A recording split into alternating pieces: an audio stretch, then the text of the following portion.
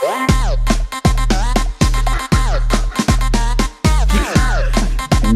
Hee Fa Chai. Humpnostication Proclamation. Well, howdy, folks, and welcome to the Humpnostication Proclamation for the Players, all caps. We are made possible by Gup's Corner and powered by the stats of FanShare Sports and Fantasy National. And this week, I am pumped, really excited to be joined by a man who really needs no introduction. He has the most fabulous head of lettuce that one might ever see. He loves Phillip Rivers more than you love your mother, and he's pretty dadgum good at picking the winner of golf tournaments. In fact, he may have even double-dipped on my boy Frankie Molinari last week. From the Pat Mayo Experience, it's my boy, Geoff Fienberg. How goes it, Geoff? It goes very well, Hump. No complaints here. Excited for Players Week. Ready to throw down with you. Did not prognosticate Molly last week, although I was able to get on him live at a nice little number, but he wasn't part of the early work. Pat though, PME, who I do the shows with, he talked Molly up quite well, and in pure Mayo fashion, was all talk, no wager on that one. So he puts his so he's quite annoyed with that, but always a fun week at the Players. I like when the NBC they go all out. You get that sort of extended coverage. I don't really care for the fifth major talk, but I always do enjoy the coverage of the Players.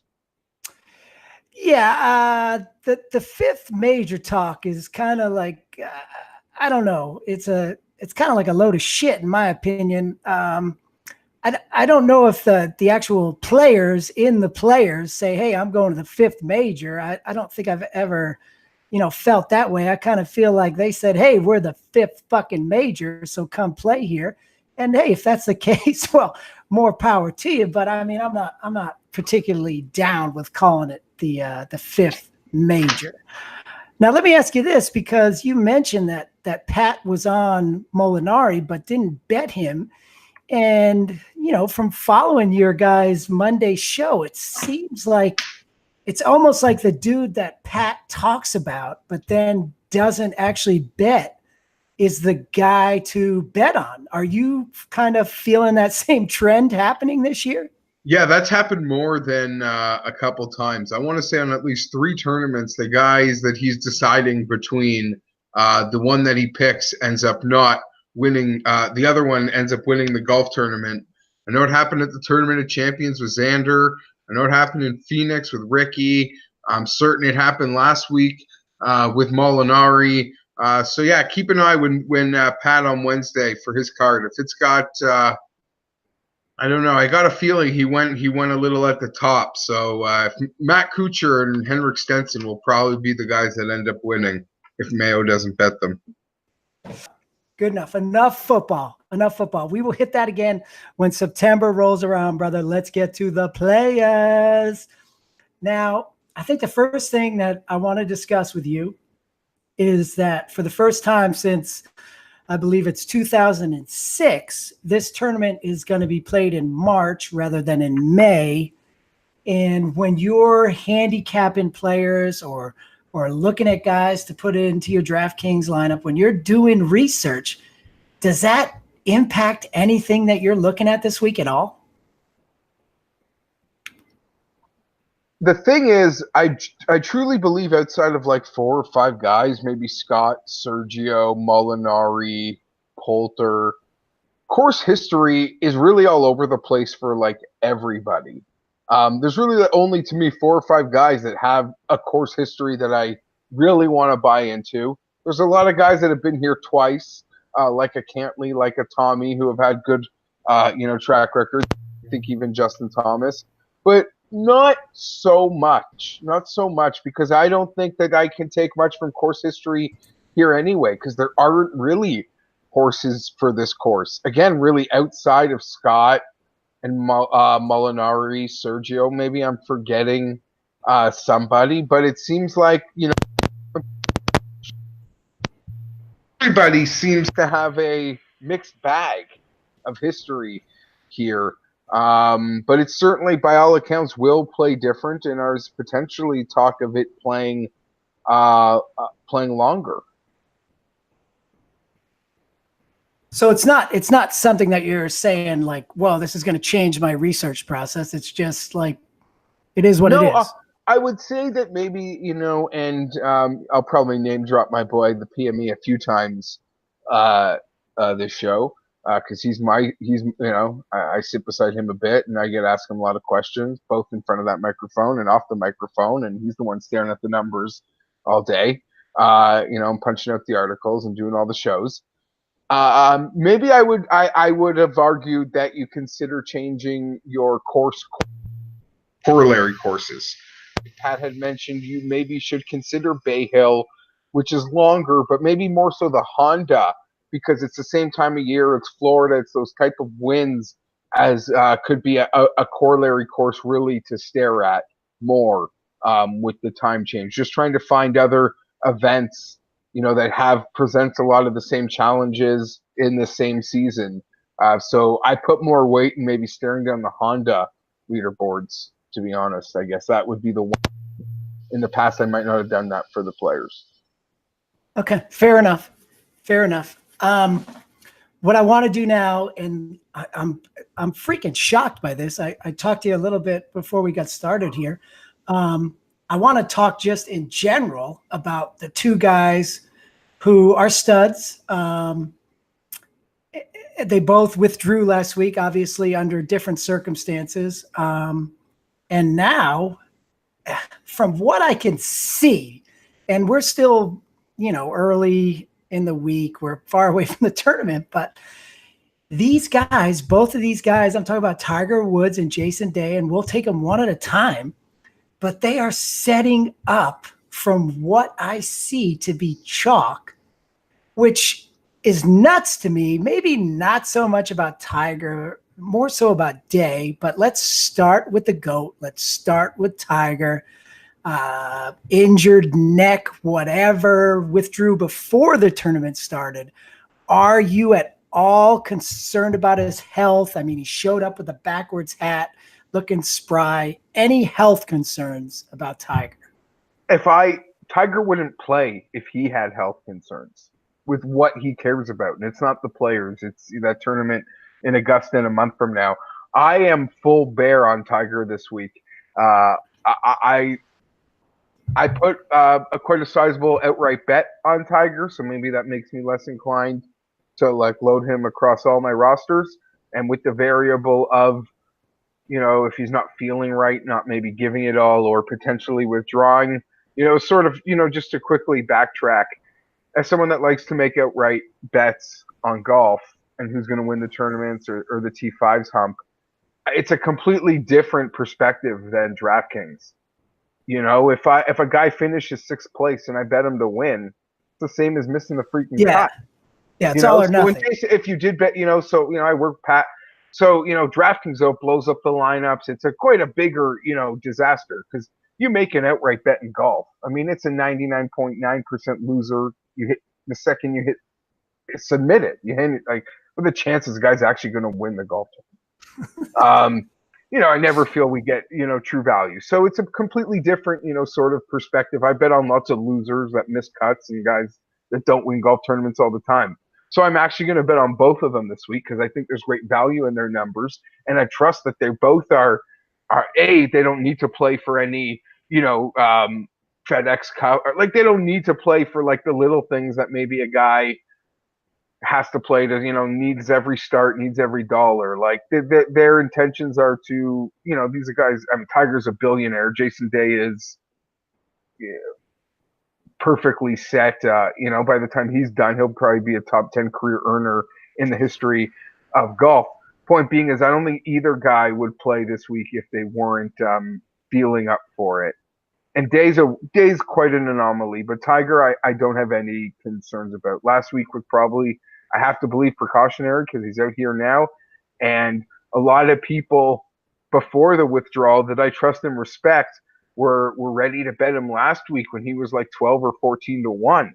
And now you get him at Sawgrass, which you see Wiley veterans or breakout wins seem to be the guys that bring home the trophy here. Webb was a bit of an anomaly because he has the major already, but you don't really see guys winning here outside of Tiger that are adding to their trophy case. It's usually like a breakthrough win for a guy or a wily vet sort of wins this thing.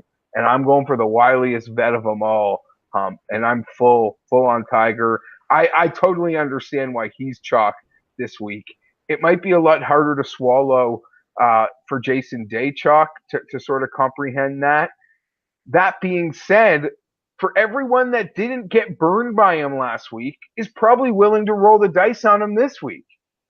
So Geoff, do you think, because this is something that I thought about, do you think that the fact that both of these guys pulled out with an injury, do you think that actually, and I'm talking about DraftKings now, I'm not talking about outright bets, do you think that will increase their ownership? Because sharp dudes, I mean, there's motherfuckers who complain, I lost my $28, but like the sharp dudes are like, damn, nobody's going to play him, so I'm going to play him, and all of a sudden nobody's playing him goes to everybody's playing him. Yeah, and you can even make that same thing for the one and dones. You know, that you guys run at Cubs Corner. My buddy was asking me about Jason. Like, everyone is sort of thinking that they're going to be like the sharp guy weaving to Jason Day, but everyone is feeling that. Everybody's sharp. Everybody's sharp. If Jason, you have to believe, then there's these reports today that he's feeling, better or fine. He took some cortisone shots. It's really all, mysterious, but I have to fully believe that if he's playing, he's okay. Especially Jason showing up big. If last week he was like really, really hurt, but this week you think he's just like Jason Day hurt, then you want a piece of Jason Day. And even from the betting markets, he's 40-1. It's like you blindly say, "I'll take my chance." I bet 40. Enough. I'll take my chance. Like, I don't know, if it goes wrong, it goes wrong. But to me, he is like, if he just played last week and he was healthy and he didn't play well, like, he's a guy that I really, you always kind of want to eye at Sawgrass. He's very Justin Rose-like, and the game is just so complete. His game is so versatile because it doesn't really have a weakness. He can hit it long. He's so accurate. He's so dominant with his irons when he's on. And when he's on, he is of the elite players in like the guys you would call, super elites, as me and like Pat to call him, or I like to call him. He might be the best all-around scrambler out of those guys. So he had that prototype game to me for this place. So I'm willing to invest in both of them, so I'm not surprised that seems to be the popular case. But now it doesn't seem like it's the pivot move anymore. People are going to have to find a new pivot because it's starting to feel like both of them are quite popular. Yeah, it's weird to me because, and I mean, not so much Tiger, but with Day, because he pissed off so many people that need to get over it, number one.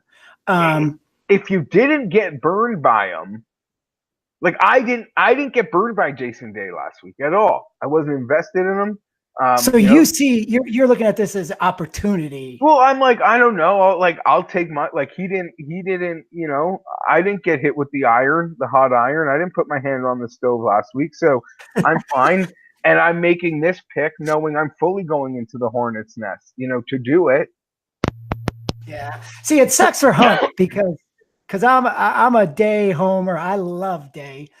And I get that he has a bad back. I was way too invested in him last week, and I don't care that he pulled out after 5 holes. I legit don't care. Like, did it ruin my DraftKings week? Yes. Did it ruin my real week? No. Yeah, but like, I was thinking, oh, nobody's going to be on him this week, so I'm going to freaking bury him, especially when those Disney World pictures came out. I'm like, I'm going to bury this mofo. I'm going to be the only one on him. And now today I'm like, everybody's on him. So there's also listen, I love like Narrative Street. Pat has the sign behind me in the studio. When we record it, I like to tap on it. Narrative Street, knock, knock, knock. It would be so much fun to be on Jason Day this week after those Disney picks on him while he's like having a T5 run at Sawgrass. Like, I want to be part of that fun ride. I know That sounds, because there's fucking real money at stake here. You don't do anything for fun. Like, it's all real. but he's he's the cheapest price guy. I mean, I guess outside of really Xander, of guys you would, really want to bank on. You can laugh at Jordan's price, but he's cheaper than a lot of those guys. He's 300 cheaper than Rahm. He's 500 cheaper than Ricky. He's 100 cheaper than Bryson. And if you want to fade, Rose, he's 1,000 there, and 1,300 cheaper than Tiger, and I could keep going. So I don't know. As we get closer, and he'll be more popular, Hump, if there's more pictures of him. If he plays in the freaking Pro-Am, do you know how popular he's going to all of a sudden be?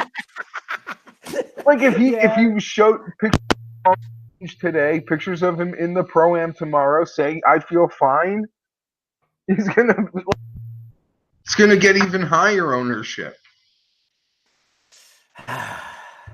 Friggin' killing me, dude. Get off Jason Day, everybody. Come on now. So disappointing. So disappointing. All right, Geoff. Wait, I did want to ask you this about Tiger, man. Just quickly. I saw some crazy people, and I'm pretty sure you were not one of them, but I saw some crazy people talking up this thing on, my boy Bobby Kraft. He got caught up in this whole thing at the Asian spa, and they're like, oh, Tiger, he withdrew his neck injury, blah, blah, blah, Jupiter, blah, blah, blah. You do not think that Tiger Woods is involved at that Asian spa, do you? A couple reasons why I'm confident he isn't. Because even through all the other stuff in his past, I don't think he paid for it ever. Number two, I don't think he was ever into Asian girls. Okay.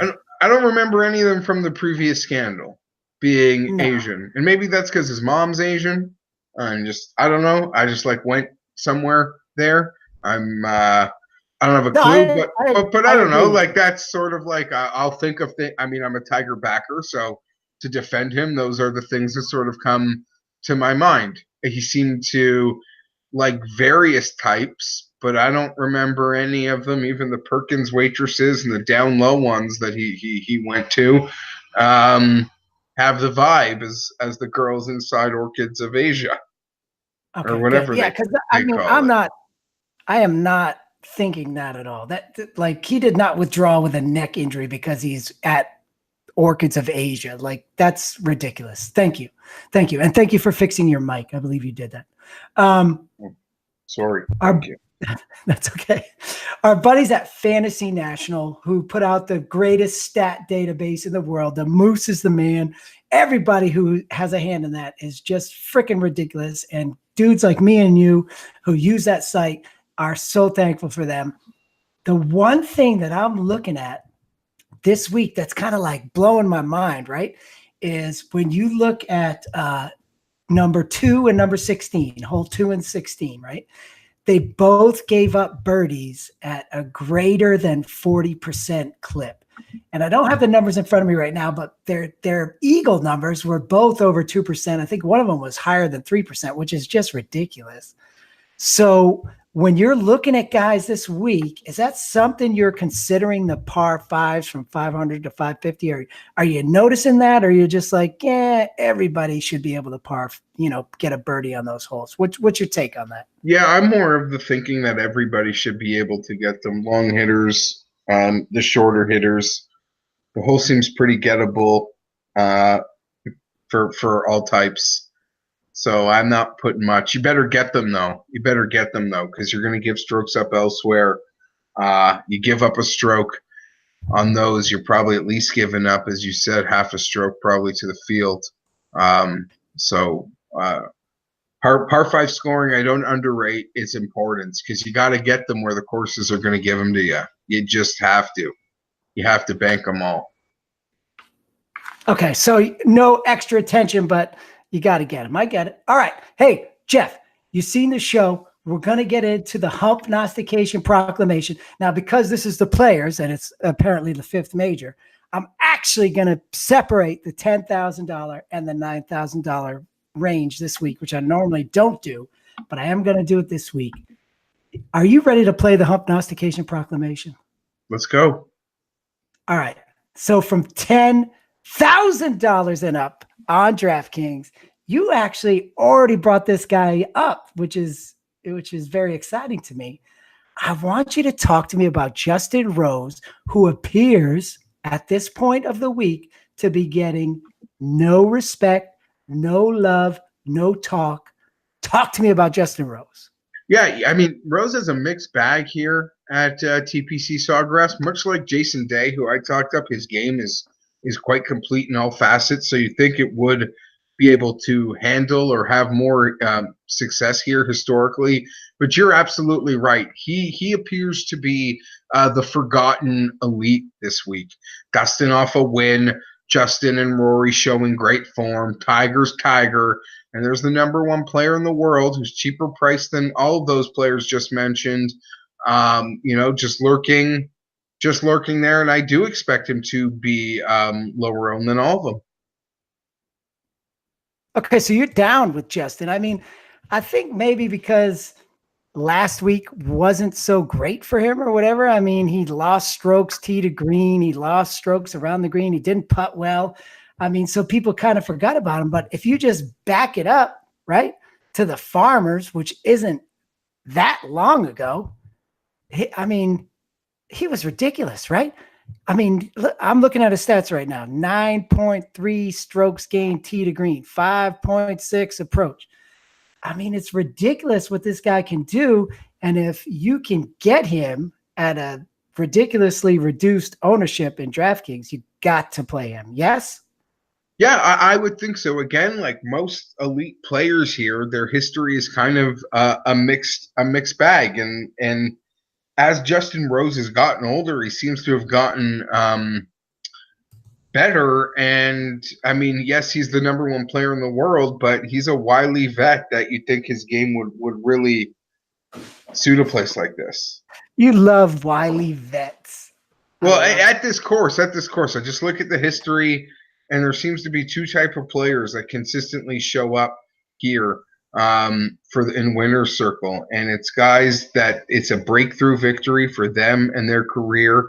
At the moment in time, it is their biggest win of their career, or it is veterans who are, have had success, but it still ranks among their bigger wins. Like I said, I don't recall many winners here in recent memory that are adding to their trophy case that's full of major championships. Tiger is obviously the lone exception because he's Tiger freaking Woods.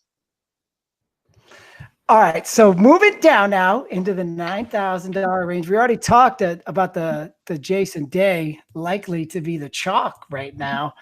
I think I heard you talk about this guy with Pat earlier this week. Bryson DeChambeau looks like he's getting really overlooked, and he hasn't played great lately. What about Bryson here at Sawgrass?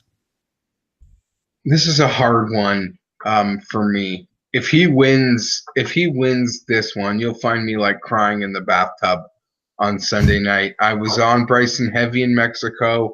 I was on Bryson at Bay Hill, figuring no one's working harder to figure out what could or is or isn't wrong. I don't know, the pendulum, the whatever motion, something just seems to be a little off right now. At the first sign of life, I'd be wanting to get back on. I know as we're talking, he's probably hitting balls somewhere, working on it. So if it pops this week, it'll break my heart, but it wouldn't surprise me. But I understand it's easy to see why he is sort of being almost disrespected or taking this big fallback on pricing, both DraftKings pricing, outright betting pricing. He seems to be another guy that people are pivoting off of after a couple of week ones. So are you willing to, I bet's the wrong word, but are you willing to take a chance that this is the week that Bryson comes back in DraftKings? or do you have to see him play well before you get back on that train? I'm not going to be owning Bryson this week, so he'll probably do great. No, I'm sitting this one out. I'm worried it'll be painful, but sitting it out. All right, fair enough. I'm down with that. It's But okay. I'm like everyone else is probably like staring at like Xander and Sergio and Day, a little bit cheaper. So yeah. And what about John Rahm? Rahm, since I first looked at the numbers, he's picked up a little bit of steam, but he's still not in the Jason Day, Sergio. He's not even really in the Xander category. He's on the outside looking in. John Rahm, did he do anything for you? Another guy I absolutely love, but you got to pick your spots. He, like many other great players here, has a bit of a mixed bag. I want to say he was near the leaderboard a couple years ago and then MDF'd. So it can happen. I think people are sort of afraid of him with the term like diabolical in a course description. They're just worried it could get the best of him or his temperament. That's not really why I'm not on him. Seems like I'm like everybody else. Just feel like there's some cheaper options. So I'm one of these people that are ignoring Rahm, and that will probably backfire. Do you think that the temperament thing, do you think that's real? Is that real, or is it something that we've created on the internet? Like, does his attitude make him play worse golf sometimes? Maybe, but his attitude, you have to say, and he would agree probably, is got him to where he's gotten. And I would argue that it's real because he's acknowledged it, and it's acknowledged that it's something he's trying to get help on or get better at. I think a lot of us, because for whatever reason, some guys come right away and win the biggest tournaments, like a Rory, like a Jordan.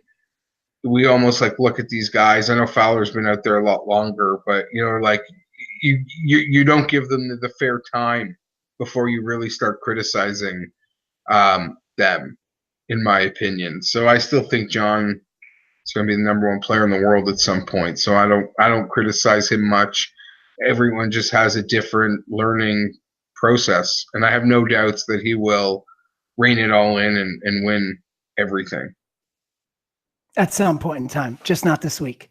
Yeah, hopefully not. But he kind of, as much as he's an elite player, he does fit the mold of it would be a breakthrough win, certainly for his. It certainly would. I mean, his biggest win. Well, Torrey Pine's a nice win, but it would be a breakthrough win for him.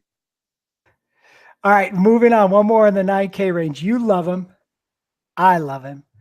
I am still baffled why, like, the last 3 weeks nobody else loves him, and I get that. Like, after I don't know what it was on Sunday, he had like, I want to say 6 birdies in like the first 7 or 8 holes. I think I'm not looking at numbers. This is just off memory. He had a shit ton of birdies on Sunday in the first 7 or 8 holes, and then he fell apart. Talking about Ricky Fowler. Now, again, this week, people are kind of like, past champion, playing very, very, very well this year. Ricky Fowler, you down?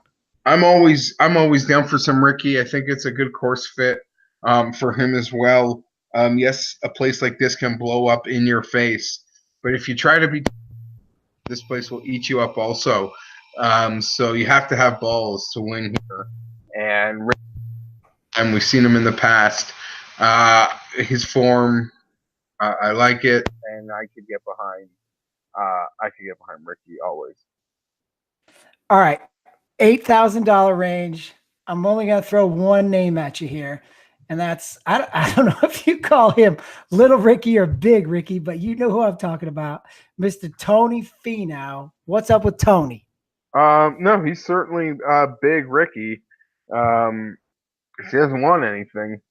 Puerto Rico subfield. 8,400 for Tony.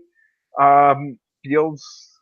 Finally, here's the thing: if you want to invest in Tony, he's not like the 7th finally. It's been knocked I said this about essentially half or mostly everybody here, but the reality is, him like everyone else, kind of has a mixed bag if you break down their history at this event. Considering he was having a great round a few years ago near the top and gave it all back on 17, and was right in that cut line. Happens. It's Sawgrass. I, for one, I believe will be staying away from Tony Finau this week, though. I don't know if this is going to be the place for him. Although he does fit a lot of criteria, you can't. I don't know. You can only like so many guys, and he's not one of them for me this week. Geoff, you're really hurting my feelings, man. You like all the guys I want to love, and you're telling me you don't love them. I do love Tony. I would love to see him win. There's just other guys that I myself seem to be on, but for Tony, I did something with Golflandia and Matthew Wiley, and he really does seem like a forgotten player in the moment. You sort of fall out of form for a couple weeks, or he doesn't have those like top fives all of a sudden that everyone just seemed to have demanded from him for no real reason other than he was hot form for his runs last year. So now I think the expectations are tempered, and I think the prices are fair, both in DraftKings and, even to talk about a betting market, people have been betting this guy 25, 30 to 1 for so many tournaments, big tournaments, and now all of a sudden he's, 60, 66. So there are definitely could finally be the opportunity to cash a nice number with Tony. Yeah. And again, with DraftKings, he hasn't been this cheap in a while either. That's for sure. So, I mean, DraftKings pricing is a little all over, it's an interesting one to make a lot of to grasp, but anytime they really want to get the numbers out early because they run the bigger contests, they're going to leave themselves vulnerable in some spots. It happens. It's unavoidable. Yeah, DraftKings pricing is always weird. It's always exploitable here and there. You just got to figure out where. $7,000. I got two for you here. The first guy I want to talk about is Canadian. I love Canadians. Canadians are cool as shit. I've never been to Canada, Geoff. There was this one time, man. The closest, to be truthful, the closest I ever got to Canada was I was on this mountain. I was on the top of this mountain in Vermont. Yeah, and I don't know. Montreal, right? Yeah, I don't know if my friend was telling the truth or not, but he was like, "Hey, dude, right there, that's Canada." I said, Yeah. "All right." Yeah, for sure. And then there was a time where I was supposed to go to Montreal, and I don't remember what happened, man. I think Hump might have eaten too many mushrooms. Something happened, and I could not make the trip. But I want to get to Canada. I want to get to Canada because I love Adam Hadwin. Do you have any love for Adam Hadwin? I am going to be in love with Adam Hadwin next week at the Valspar. That being said, I do think there's a lot of things that can work for Adam. He's been very consistent in making cuts for you this year, so he isn't a bad play at what he is priced at. He can he can play conservatively and get the hot putter and sink a lot of those 25, 30 foot putts. He lives and dies by his hot putter. The course conditions, I think, can work for Hadwin. Certainly from a DraftKings perspective, I got no shade to throw at it other than I hope he doesn't do too well, because I'm going to try to catch the best betting number I can, because I see a victory for Adam at the Valspar. So you're calling your shot here. Well, yeah. Sure. I'm looking forward to Adam Hadwin next week. I don't want to be held to him doing it, but he's got 3 top 10s already this year. I like it. 7,200. I can get in on that. He's surrounded by a few popular players. People will obviously want, Charles Howell $100 more, or even Grillo, has a lot of fanboys. So yeah, Hadwin can be sneaky for you this week. I wouldn't even discount Michael Thompson sitting there either, but I can get behind the Hadwin pick. But I think he's really going to show next week. All right, I'm going to remember that, and I'm not going to hold you to anything, brother. I mean, it is what it is. Come on now, I'm not holding you to any picks. I'm just saying, if you love Adam Hadwin at the Valspar, I want some too. All right, one more down here, 7,000. He's up to a whopping 3 tags. What do the top guys have? There's a couple dudes with 15. Ian Poulter, Ralph Cabrera, 15. Casey and Glover, 14. Way down the list is Luke. Luke List, 3 tags. Come on, man. What's up? I love every player you just mentioned. So maybe I am, chalky. List, Glover, Poulter, Rafa, Casey. I adore this week. So I don't know which one you wanted to hyper focus on Luke List because he's the guy not getting any love. It almost feels like a broken record, especially coming from Pat. But by osmosis, I've bought into his Luke List love hump. Statistically, he rates out fantastic. Those statistics are the reason that I will lose my shirt on Luke List, because for every reason I think I would be done playing the guy, you see a statistic that puts him in a category with like Cantley, Rahm, Rory, like Woodland. Oh, he's like gotta win. He's due to win. There's no doubt he's gonna win eventually. Even though he had a strong week, he couldn't crack the top 5 for me last week. But 7,000, I love Luke List. I'm a Luke List truther. I really am. Not to the extent of Pat, but like I said, by his Luke List love, by osmosis, and being so close to proximity to Pat, has certainly rubbed off on me, and I am a believer, no doubt. Yeah. He can, Kevin Mitchell couldn't hit a putt 2 weeks ago either, and then all of a sudden he's winning an event, and he's like he also came in top American, an underrated thing that people in the betting markets follow. So he followed up his win with a top American, even though like the whole top 5 was European. It was still a nice performance for our boy Killer Keith. But I love Luke List. I'll never, at this moment, I'm not prepared to stop loving Luke List. Yeah, I love Luke List as well. I always love Luke List, and I get what you're saying as far as like the numbers sometimes don't always add up to the performance. Your countryman Corey Connors is a guy who has done me so wrong so many times, because I look at those beautiful numbers and I'm like, wow, this guy's freaking amazing. And then I'm on the shot tracker and I'm like, this dude is freaking horrible. Like, come on, man. But I think Luke List is a different player than Corey Connors. At least I hope he is. I hope so. Yeah, I think he is. I think we're safe there. We're going to move down now as low as we can go, $6,000 range. Nobody here is going to be really high owned, but there's a few guys I want to talk about, 1 or 2, maybe 3. Well, actually, first I want to talk about this dude who you almost got emotional about this guy, Chesson Hadley. Oh, no. What, you love him? What is this? No, I don't know. I think that kind of, I don't know. I think that got blown out of proportion. Anytime I bring up a player like 3 weeks in a row or 2 weeks in a row that, Pat thinks sucks or does actually suck, for starters, just to clarify, I don't think anybody sucks, because we'd all shoot like 150 or 120 on these freaking courses. 185 for Hump. Yeah, sure. I just, Chesson, his striking has been phenomenal.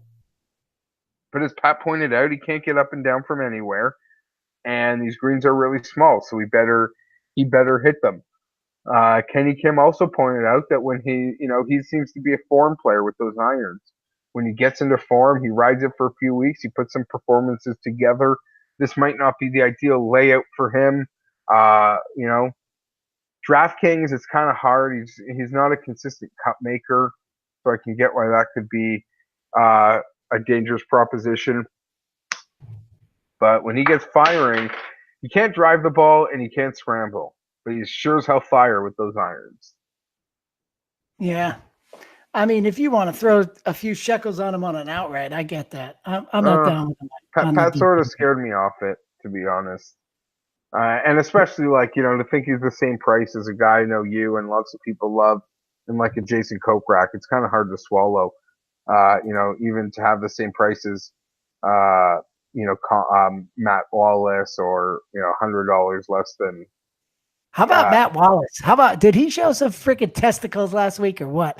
I really didn't know who he was. I mean, I knew, he won a bunch of times on the Euro Tour, and but I mean, I didn't know who that guy was. I'm like, is this guy any good? And he really showed some friggin' big testes last week, I thought.